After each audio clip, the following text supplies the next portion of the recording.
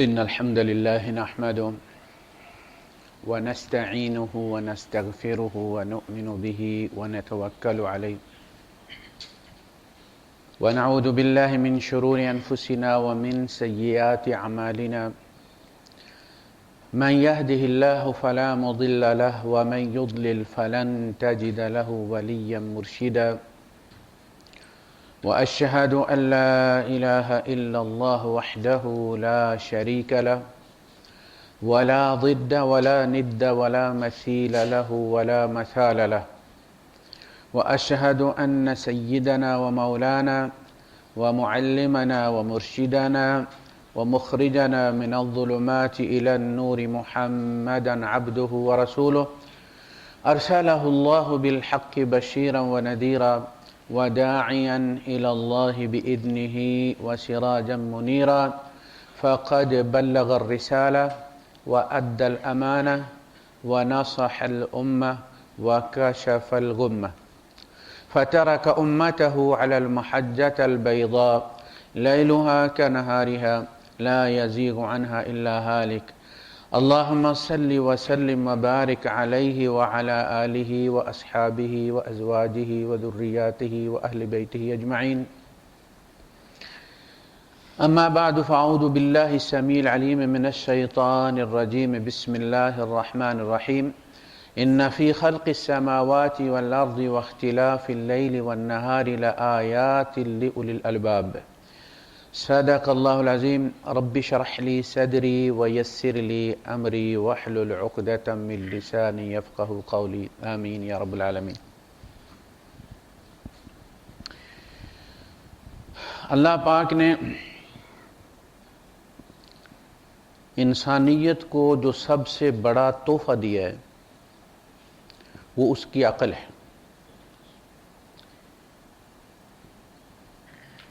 انسان اپنی عقل کی وجہ سے اشرف ہے، اکرم ہے، احسن ہے۔ باقی جتنی صفات ہیں ان میں بہت سارے حیوانات انسان سے آگے ہیں۔ باز جیسی نظر انسان کی نہیں، کچھوے جیسی عمر نہیں، چڑے جیسی مردانگی نہیں۔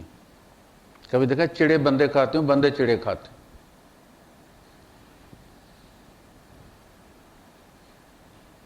عقل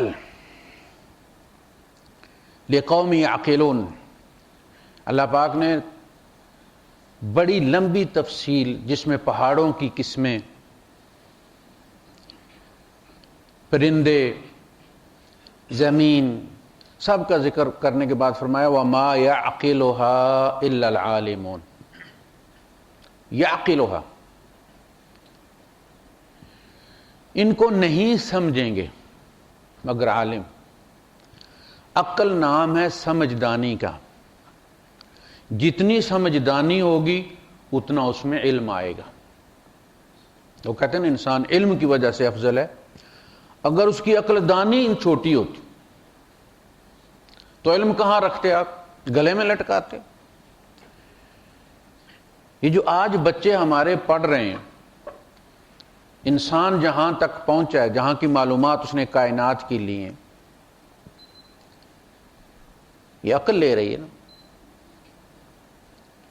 کبھی کسی نے سوچا، ہم لوگ یہ سمجھتے ہیں عام طور پہ کہ جو ہمارے بزرگ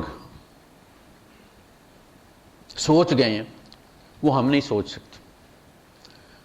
وہ عقل استعمال کر سکتے تھے، ہم نہیں کر سکتے۔ حالانکہ تجربہ یہ کہتا ہے کہ ہر آنے والی نسل پچھلی نسل سے زیادہ ذہین ہوتی ہے۔ ہمارے اپنے بچے دیکھیں، ہم ان کے قدموں کی خاک نہیں ہیں جتنے یہ ذہین ہیں۔ علم کا جتنا بوجھ انہوں نے اٹھایا ہوا ہے، ہم ہوتے اگر ہم پر اتنا ڈالا جاتا تو ہم سارے اس وقت کھوتے چرا رہے ہوتے، بھاگ جاتے اسکول سے۔ 6ٹھی کلاس میں جا کے ہمیں ABCD سکھوائی گئی تھی، 8ویں 9ویں میں جا کے میری وائی ٹھیک ہوئی تھی لکھنا۔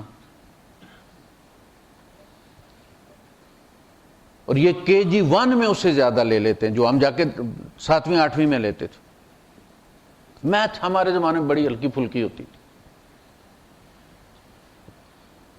عقل،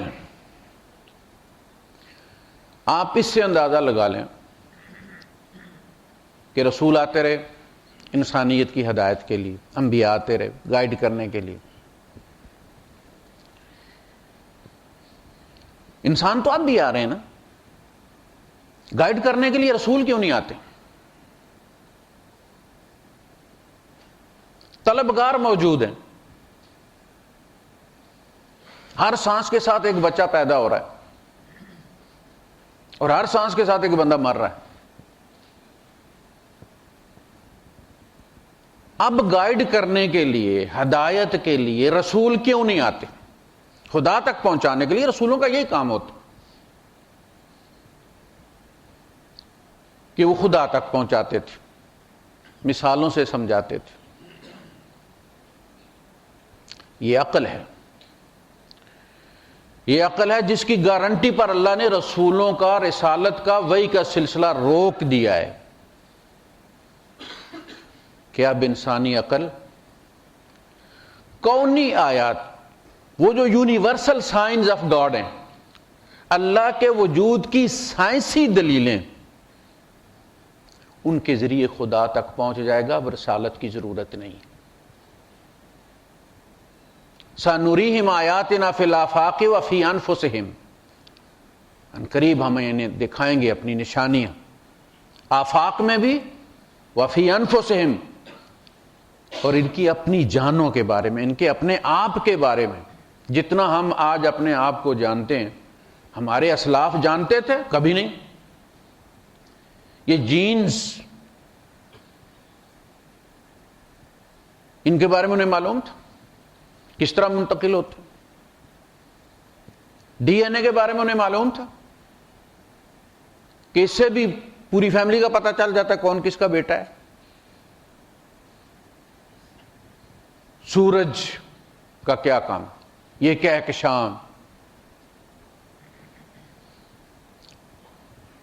سورہ قیامہ میں فرمایا کہ یہ لوگ یہ سمجھتے ہیں ہم انہیں نہیں اٹھائیں گے. بلا قادرین علی ان نسوی بنانا، بنانا کہتے ہیں جو فرسٹ فور ہوتا ہے انگلیوں کا، جو آپ لگا کے حاضری لگاتے ہیں، جس سے آپ کا پورا بایو ڈاٹا پتہ چل جاتا ہے. یہی بنے رکھنا اور سارے طرح کیا کرایا سامنے آ جانا. ماسٹر کمپیوٹر رکھا ہوا ہونا ہے وہاں پہ. وَوُضِعَ الْكِتَابُ، وہ ماسٹر کمپیوٹر رکھا جائے گا جس میں پوری انسانیت کا ریکارڈ موجود ہوگا. وَجِيءَ بِالنَّبِيِّينَ وَالشُّهَدَاء، اور انبیاء بھی لائے جائیں گے، گواہ بھی لائے جائیں گے. وَقُضِيَ بَيْنَهُمْ بِالْحَقِّ، عدل کے ساتھ فیصلے ہوں گے.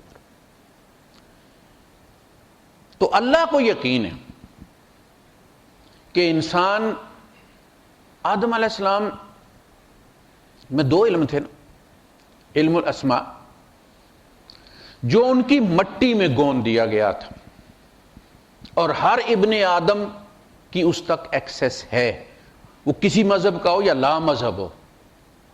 اگر آدم کا بیٹا ہے تو وہ علم الاسماء اس کے اندر موجود ہے، جس کے امتحان پر سجدہ کروایا. بو ڈاؤن، وہ سجدہ نہیں جو ہم نماز میں کرتے ہیں 7 اعضاء کے ساتھ. اٹ واز جسٹ بو ڈاؤن. یہ تھا سر تسلیم خم کرو، اس کی عظمت کو تسلیم کرو، اس کو سینئر تسلیم کرو. وَعَلَّمَ آدَمَ الْأَسْمَاءَ كُلَّهَا، یہ وہ علم الاسماء ہے. اور اس کے بعد جب شیطان نے ورغلایا تو اللہ پاک نے فرمایا فَإِمَّا يَأْتِيَنَّكُم مِّنِّي هُدًى، جب بھی تمہارے پاس میری ہدایات آتی رہیں گی، فَمَن تَبِعَ هُدَايَ، جس نے بھی ان ہدایات کو فالو کیا، فَلَا خَوْفٌ عَلَيْهِمْ وَلَا هُمْ يَحْزَنُونَ، کوئی ڈر نہیں. رسول علم الہدا لے کر آتے رہے، علم الاسماء نہیں. علم الاسماء انسان کے اپنے اندر آلریڈی ودیعت ہے، سوچے گا، تجربات کرے گا، پہنچ جائے گا.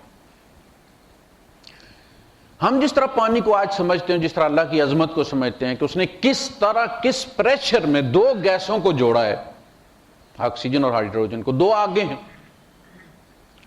ہائیڈروجن دھماکے سے جلتی ہے، آکسیجن اس کو جلنے میں مدد دیتی ہے، دونوں کو کتنا پریشر دے کے اس قدر اللہ پاک نے آکسیجن وہ پانی بنایا ہے، پوری زمین پر پھیلا دی، کتنا پریشر دیا اس کو، اور فرمایا ماء بقدر، قیامت تک کے لیے پانی اندازے سے زمین پر نازل کر دیا، کبھی بھی قطرہ بھی اور فالتو نہیں آتا کہیں سے، یہی ریسائیکل ہو کے آتا رہتا۔ آپ سانس لیتے ہیں اس میں جو اڑتا ہے، آپ چائے بناتے ہیں جو دیگچی میں اڑتا ہے، یہ سارا گھوم پھر کے بادل بن کے برستا اور پھر پلٹ کے آ جاتا۔ جب اللہ پاک نے فرمایا وَإِذَا الْبِحَارُ سُجِّرَتْ، جس دن سمندر بھڑکائے جائیں گے، تو انہوں نے کیا سوچا ہوگا؟ ہمارے اسلاف نے، انہیں پتا تھا کہ یہ آلریڈی آگ ہے، یہ سمندر بھرے ہوئے آگ سے ہیں، کوئی بھی طاقتور دھماکہ وہ کمبینیشن توڑ دے گا آکسیجن اور ہائیڈروجن کی، اور یہ سارے آگ میں تبدیل ہو جائیں گے، باہر سے آگ کہیں سے نہیں لائی جائے گی، یہ بھرے ہوئے آگ سے ہیں۔ کتنا ہم جانتے ہیں آج، ہماری آنے والی نسلیں اپنے بارے میں ہم سے زیادہ جانیں گی۔ گردے آرٹیفیشل بن رہے ہیں،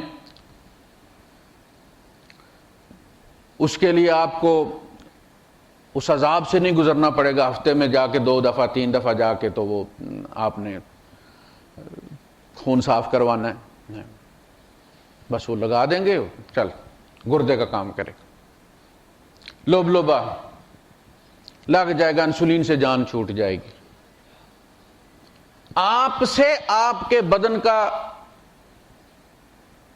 کہ ٹیشوز لے کے آپ کا آرگن، آپ کا ہی آرگن ہوتا ہے جی، گردہ دوسرا بدن تسلیم نہیں کرتا جی، قبول نہیں کرتا جی، ڈونر چیک کیے جاتے ہیں جی، کسی ایک کا ٹیک جو ہے وہ پیر کر جاتا ہے اور وہ آپ کا اپنا ہوگا، باڈی ریجیکٹ نہیں کرے، پتہ نہیں کہاں جانا ہے ہم نے۔ یہ سب کیا ہے؟ یہ عقل کا کمال ہے۔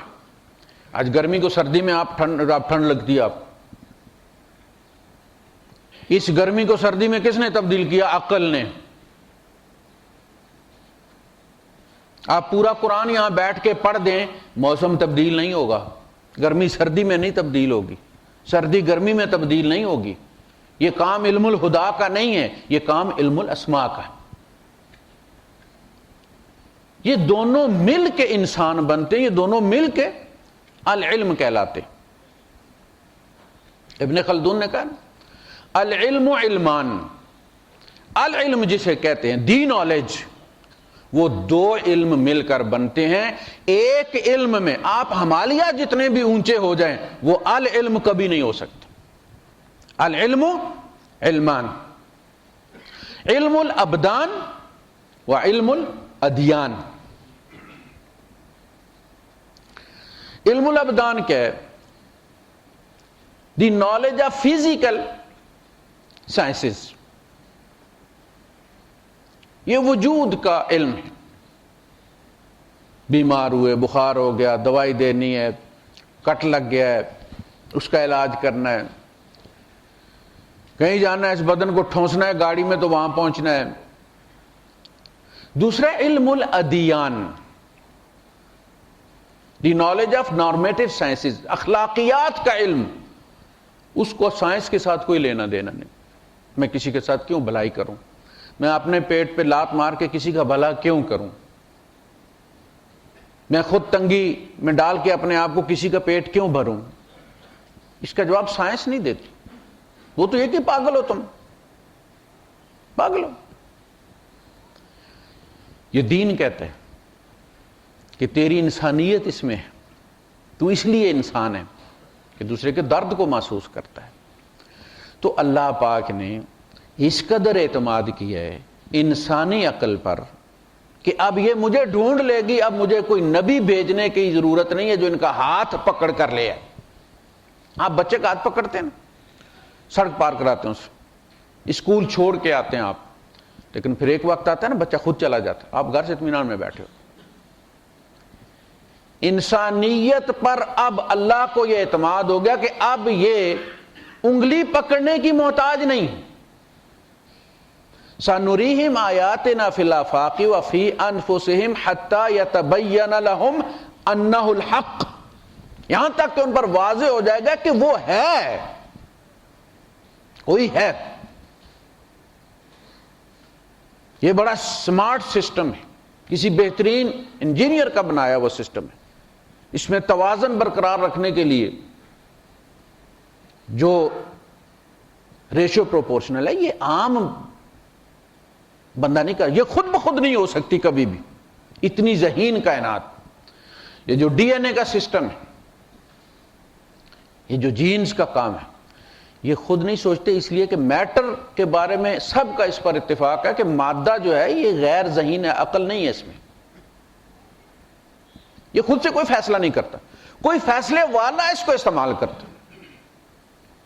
لکڑی خود سے ٹیبل نہیں بن سکتی، خود سے کرسی نہیں بن سکتی. کوئی نجار ہے، کوئی کارپینٹر ہے جو اس کو شکل دے گا. مادہ سر، ہم جس سے بنے ہیں وہ مادہ ہی ہے. ڈیکمپوز جب ہوتے ہیں تو وہ مادے میں تبدیل ہو جاتی. مٹی سے بنے، مٹی کا ڈھیر لگ جاتا.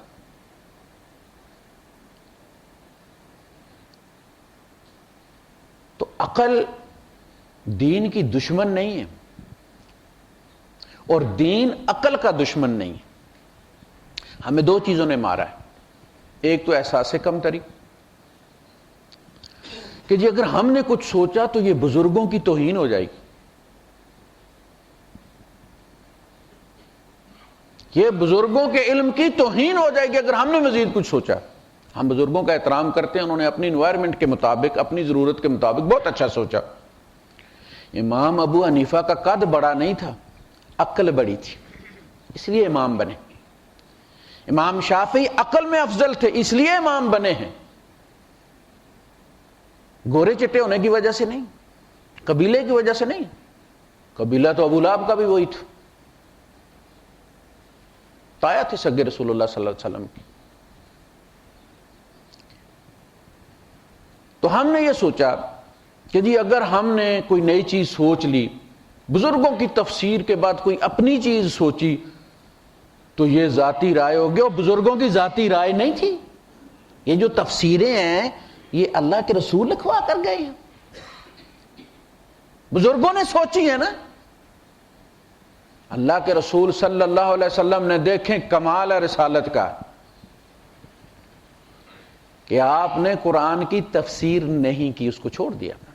دین کے بارے میں جو تھا اس کی عبادات مناسک کے بارے میں جو فرما گئے اللہ کے رسول وہ قیامت تک کے لیے فائنل.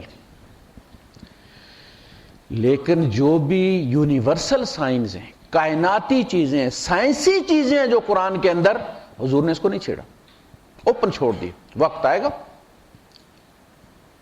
لوگوں کو پتہ چل جائے گا اس کو.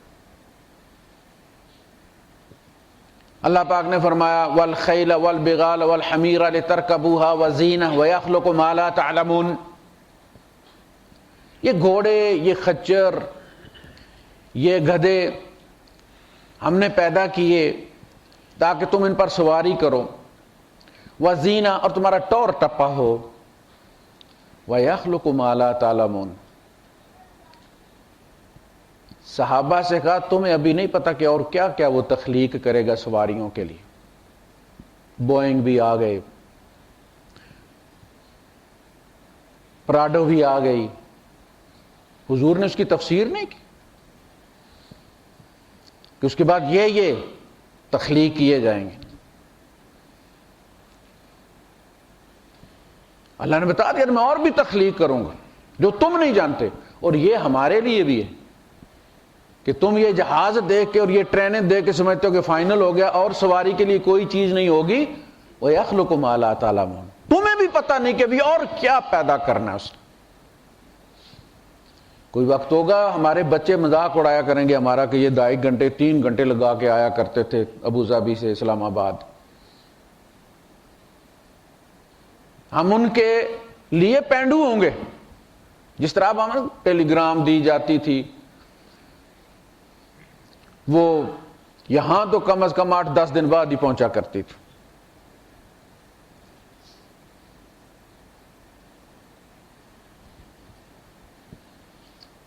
بہت کچھ اور بھی اور یہ کس نے کرنا ہے؟ عقل نے. یہ جو روشنی ہے یہ عقل نے، یہ ٹاورز ہیں، پلازے ہیں، یہ عقل نے، یہ جہاز عقل نے. اب دیکھیں وہ جو برادران تھے، رائٹ برادران جو تھے، جنہوں نے پہلا جہاز تخلیق کیا تھا جو رکھا ہوا ہے، سائنسدان آج بھی ان کا احترام کرتے، وہ مارکونی کا بھی احترام کرتے. لیکن وہ ادھر ہی بیٹھے ہوئے ہیں کہ اگر ہم نے نیا جہاز بنا لیا تو رائٹ برادران کم ذہین ثابت ہو جائیں گے، ان کی بےزتی ہو جائے گی کہ وہ یہ جہاز کیوں نہیں سوچ سکے. نہیں، احترام اپنی جگہ ہے، علم اپنی جگہ ہے. رائٹ برادران نے جو سوچا وہ اس زمانے کا پہلا قدم تھا، اور پہلے قدم والا عظیم ہوتا ہے، بعد والے سارے قدم اسی کے پیچھے چلتے. جس نے پہلا سگنل دریافت کیا تھا وائرلیس،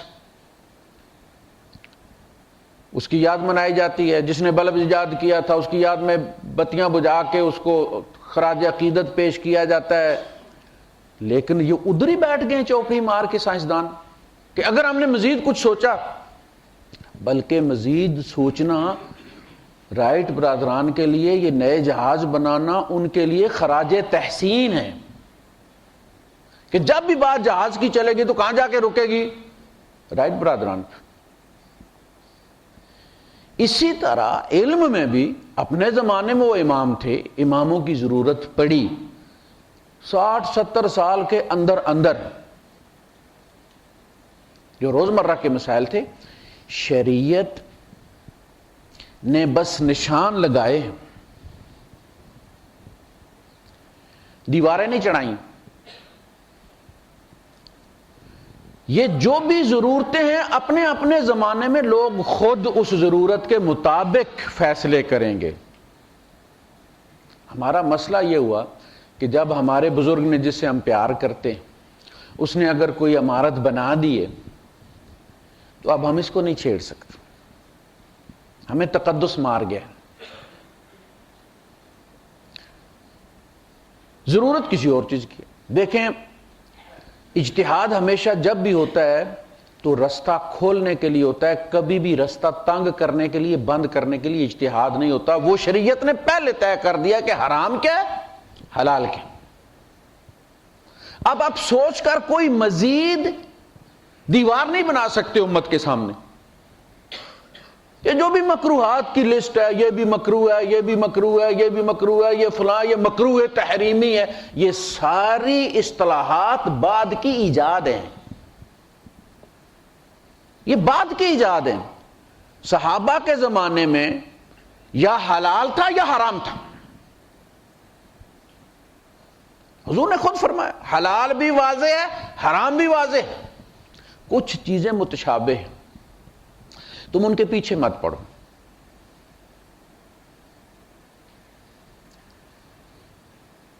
جو داڑھی نہیں رکھتا، جس کی داڑھی نہیں ہے، اس کے پیچھے نماز مکروہ تحریمی ہے، یہ حضور نے فرمایا؟ نہیں.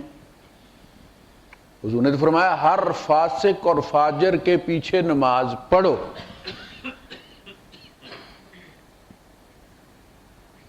نماز تو نماز ہے، وہ تو اللہ کی ہے، اس بندے کی تھوڑی ہے. ہم نے سب سے پہلے یہ کہا کہ طے کیا کہ جی یہ جو داڑھی نہیں مٹاتا یہ فاسق ہے. کیا حضور نے یہ لفظ استعمال کیا ہے جو داڑھی مٹاتا ہے وہ فاسق ہے؟ کیا حضور کے زمانے میں کوئی داڑھی مٹانے والا تھا؟ نہیں. نہ صحابہ میں 4 صحابہ تھے جن کی داڑھی پیدائشی نہیں تھی، پیدائشی پیدا ہی نہیں ہوئی تھی. باقی کوئی ایسا صحابی نہیں جو داڑھی منڈاتا ہو. یہود میں کوئی بندہ ایسا ثابت نہیں جو داڑھی منڈاتا ہو. مشرکین مکہ میں کوئی ایسا بندہ نہیں تھا جو داڑھی منڈاتا ہو. داڑھی سب کی تھی. جب اللہ کے رسول صلی اللہ علیہ وسلم نے فرمایا کہ اعفوا اللحى، داڑھیاں چھوڑو، اور مجوس اور نصارہ یا یہود سے تشبہ مت پیدا کرو. یہاں تو کوئی بندہ ہوتا نا کلین شیو تو کہا جاتا یہ مخاطب تھا رسول اللہ صلی اللہ علیہ وسلم. کلین شیو پورے زمانے میں کوئی نہیں تھا. سارے داڑھیاں والے تھے. تو حضور نے کیا فرمایا؟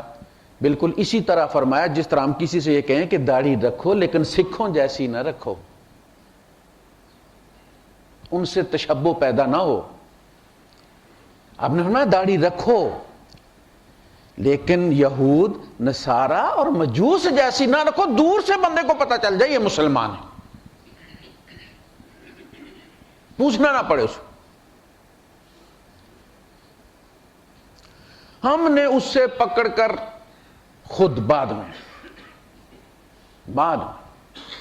اس کو بنا دیا، فاسق قرار دیا. جب فاسق قرار دیا تو یہ فاسق اتنا بڑا لقب ہے، ٹائٹل ہے کہ جو اللہ نے منافقین کو دیے، وَمَاتُوا وَهُمْ فَاسِقُونَ إِنَّ الْمُنَافِقِينَ هُمُ الْفَاسِقُونَ. منافق فاسق ہے. اور آپ نے بیچارے کلین شیو کو، جو آپ کے مدرسے بناتا ہے، جو آپ کی مسجدیں چلاتا ہے، جو آپ کو اے سی ڈونیٹ کرتا ہے، اس وقت وہ اے سی فاسق نہیں ہوتا، نماز اس کی فاسق ہو جاتی ہے. وہ زکوٰۃ لا کے آپ کو دیتا ہے 1,00,000 2,00,000، وہ فاسق نہیں ہے، پیسے نماز اس کی فاسق ہے، زکوٰۃ فاسق نہیں. بعد میں بنائی گئی. تو عقل عربی میں ایک ضرب المثل ہے، کن غبین. کن غبین، غبی آپ کو پتہ نا، کن غبین تکن تقین. تو بے وقوف ہو جا، اپنی عقل چھوڑ دے، تو سب سے بڑا متقی ہو جائے. بندے کہیں گے بڑا نیک، ہر وقت نفل ہی پڑھتا رہتا، یہ معراج شریف کے نفل، یہ معراج شریف کا روزہ، اور یہ کچھ بھی ثابت نہیں. کر لیں آپ، منع نہیں کرتا، سنت سمجھ کے مات کریں. ہماری اصلاً جو سافٹ ویئر ہمارے اندر ہے وہ ہے ٹھیکیدارانہ ذہنیت کا. مزدور پھرتے ہیں بیلچہ اٹھائے ہوئے گلی گلی، یار یہ کام کرنا ہے، یہ گٹر کھودنا ہے، یہ ٹینکی بنانی ہے، فلاں کرنا ہے، ڈینگ کرنا ہے، ٹھیکہ مارو جی. وہ ایک دن میں بنا کے چلا جائے گا، دیہڑی پہ اسے رکھیں وہ پورا ہفتہ لگائے گا. یہاں بھی یہی کہتے ہیں محکمہ بلدیہ میں، یہ کام کر دو اور جاؤ چھٹی کرو. 10 ساڑھے 10 بجے کام ختم کر کے نہا دو کے کپڑے پہن کے جا رہے ہیں، السلام علیکم جی. وہی کام اگر وہ کہہ دے کہ جی یہ کام تم نے کر کے چھٹی نہیں کام کرنا، دیہڑی لگانی ہے، وہ 3 دن میں وہ کام ختم ہوگا. ہم کہتے ہیں اللہ پاک تو ایک ہی دفعہ رات پوری ہم سے عبادت کروا لے، ایک ٹانگ پہ کھڑا کر کے نفل پڑھوا لے، مگر یہ روز تو نہ کھڑا کر، ایک ہی دفعہ کروا لے. یہ ذہنیت ہے ہماری. نارمل نیچرل زندگی جئیں، نمازوں کا اہتمام کریں، اخلاقیات کو درست کریں، کسی کو دھوکہ مت دیں، جو وعدہ کریں وہ پورا کریں، کسی کے ساتھ تکبر سے پیش مت آئیں، کسی بھی ضرورت مند کی ضرورت کو اپنی وسعت کے مطابق پورا کر دیں. کوانٹیٹی کوئی نہیں. آپ کا دیا ہوا 1 درہم بھی بہت بڑی چیز. کس کو دیا ہے؟ اللہ کو. آپ نے اپنی وسعت کے مطابق دیا ہے، اللہ پاک اپنی وسعت کے مطابق اجر عطا فرمائے گا. ایک بندہ پوری مسجد بناتا اور ایک بندہ صرف 1 اینٹ کا صدقہ دیتا ہے، 1 اینٹ کا ہدیہ دیتا ہے کہ جی یہ میری طرف سے 1 اینٹ لگا لیں، یا جو پیسے وہ دیتا ہے اس سے 1 اینٹ آتی ہے. اللہ کے رسول صلی اللہ علیہ وسلم فرماتے ہیں کہ جس نے مسجد میں 1 اینٹ لگوائی، اللہ پاک جنت میں اس کا محل بنا دیتا. 1 اینٹ والے کا بھی محل بنا دیتا، اس لیے کہ اس نے اپنی وسعت کے مطابق دیے. اللہ اپنی وسعت کے مطابق. تو عقل رب تک پہنچاتی ہے، تو رب نے رسالت روکی ہے کہ اب انسان کونی، جس طرح قرآن کی آیات ہے نا، قرآنی آیات ہیں، اسی طرح کونی آیات ہیں. آیا کس کو کہتے ہیں؟ نشانی. آیا نشانی کہتے ہیں. قرآن کی آیات بھی اللہ کی نشانی ہے. یہ ورڈ آف گاڈ ہے. کائنات ہمارے سمیت پوری کائنات، یہ بھی رب کی بہت بڑی نشانی ہے. قرآن تو جب آپ کھولیں گے تو کھولیں گے نا، یہ تو بقول اقبال کھول آنکھ زمین دیکھ، فلک دیکھ، فضا دیکھ، مشرق سے ابھرتے ہوئے سورج کو ذرا دیکھ، وہ تو کافر بھی دیکھتا ہے۔ کونی آیات تو وہ ہے نا، قرآنی آیات کے بارے میں ہم کہتے ہیں جی کافر کو نہیں دینی، وہ بھائی یہ آئی کافر کے لیے، قرآنی آیات یہ کافروں کی امانت ہے ہمارے پاس۔ بلغوا عنی ولو آیا، میرے بیہاف پہ پہنچاؤ اگرچہ ایک آیت ہو۔ کس کو پہنچاؤ؟ کافروں کو۔ یا ایھا الناس، 450 آیتیں مسلمانوں کے لیے ہیں احکامات کی، باقی ساری دعوت کی اور سب انسانیت کے لیے ہیں۔ وہ عیسائیوں کے لیے بھی ہیں، یہودیوں کے لیے بھی ہیں، بدھوں کے لیے بھی ہیں۔ ہمارے کہتے ہیں چھوئے نہ، چھوئے نہ تو پڑھے گا کیسے؟ کہتے ترجمہ دے دو، اور ترجمہ اگر حجت ہوتا تو خدا کو قرآن کو محفوظ کرنے کی کیا ضرورت تھی؟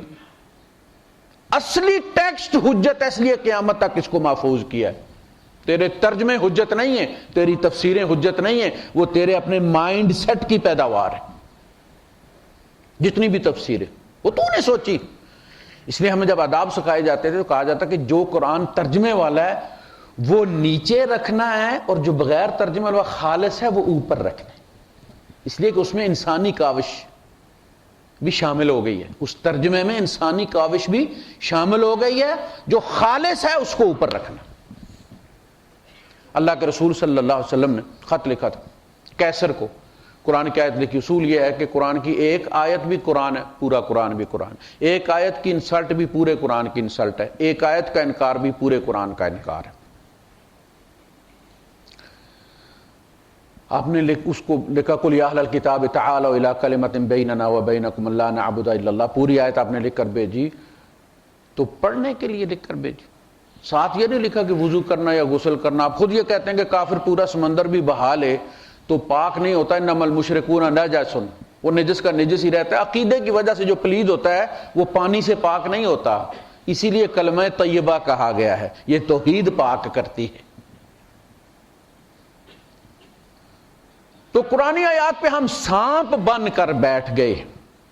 حضور کہتے ہیں پہنچاؤ، اب میں نہیں ہوں گا، میرے بیہاف پر تم نے پہنچانا ہے۔ لِيَكُونَ الرَّسُولُ شَهِيدًا عَلَيْكُمْ، رسول ہم پر گواہ ہوں گے، وَتَكُونُ شُهَدَاءَ عَلَى النَّاسِ، اور ہم لوگوں پر گواہ ہوں گے۔ وَآخِرُ دَعْوَانَا الْحَمْدُ لِلَّهِ رَبِّ الْعَالَمِينَ۔